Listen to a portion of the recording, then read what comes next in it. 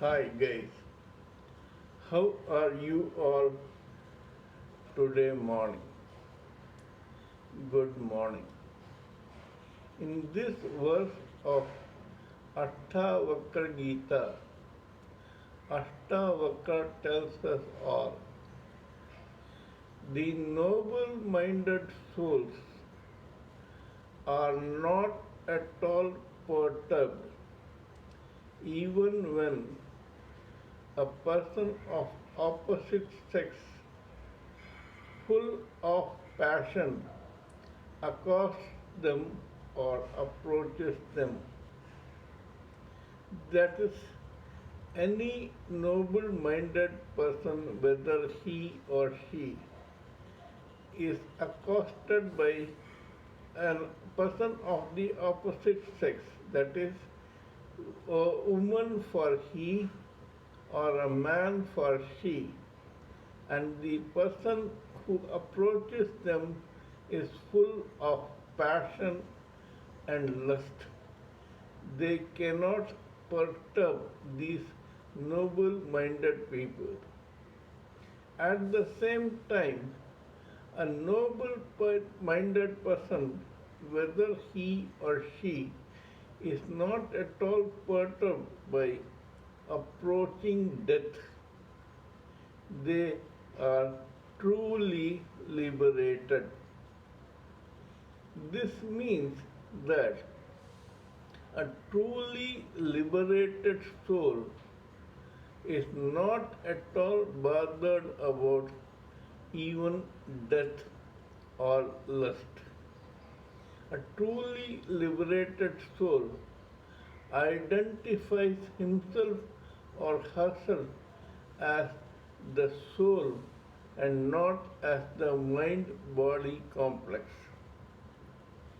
In Bhagavad Gita, it has been mentioned specifically that there are five evils that torment a living entity who identifies himself or herself as the mind body complex. The first one is lust, and born out of it is desire, then anger, then greed, illusion, and false ego, etc. All these things are born out of one particular quality that plagues every living entity identifying with his or her mind body complex. It is lust. Lust is passion for sexual sense gratification. When a liberated soul, who is a male, is approached by a voluptuous woman full of passion, he or she should not be, he is not perturbed. The he will come later. Here, a male liberated soul who has been approached by a voluptuous woman full of lust and passion cannot perturb that liberated soul because he is already detached from this mind body complex.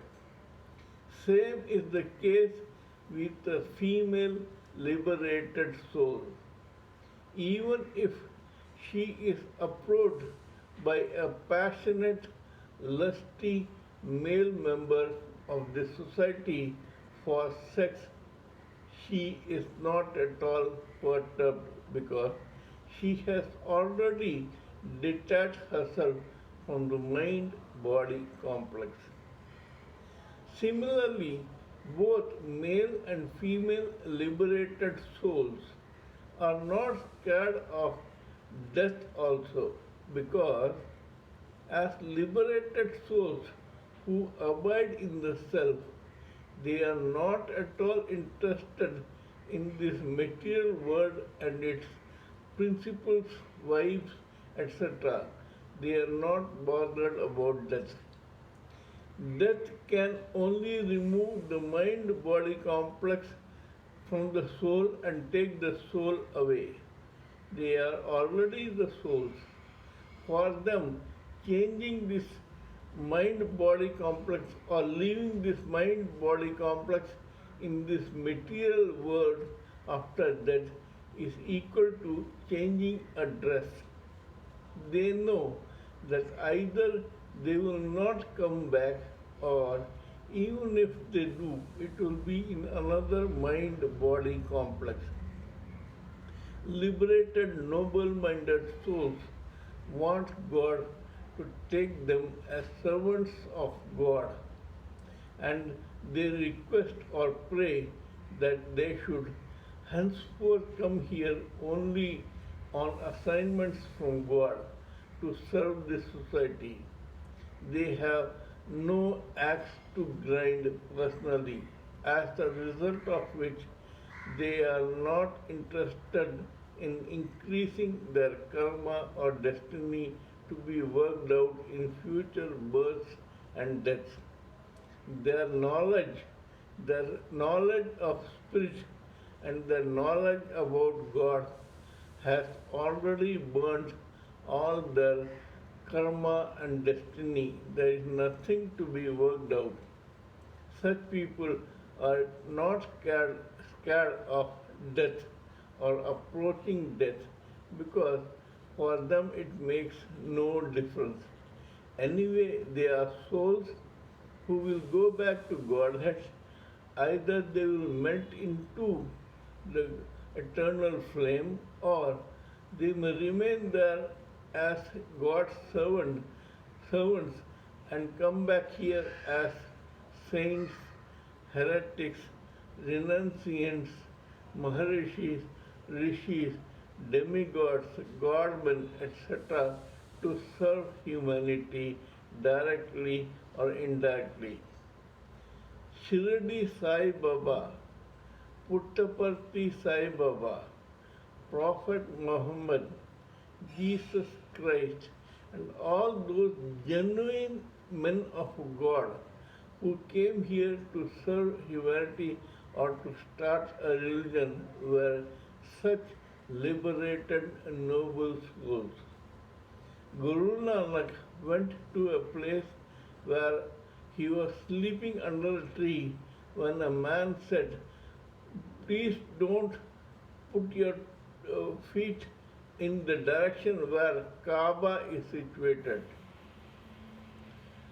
Guru Nanak said, "I am too old to change the direction. Why don't you take my feet and put it in some place which does not face Kaaba?" The man tried. Everywhere he turned the legs, he saw Kaaba. He found that God was everywhere. That man fell on the feet of Guru Nanak and said, "I did not know that you are such a renowned, uh, liberated and self-realized soul. Please take me as your disciple." This is the case with many godmen and noblemen, liberated men who are happy living within and thinking about God all the time in nirvikalpa samadhi. We all should pray to get such a birth. It is the noblest of all.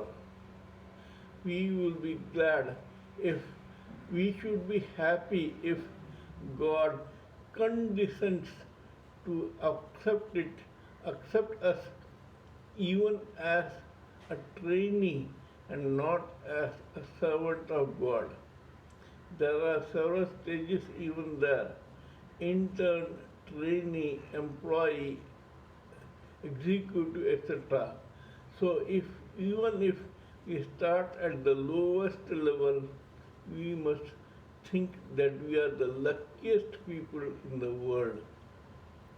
We must always think about God in nirvikalpa samadhi and hope that someday or the other we may no more come into this earth to increase our destiny or karma, and that even if we come here, it will be only as an assignment of God to serve the humanity. Till we meet in my next video, it is good morning from TSV Raghavan.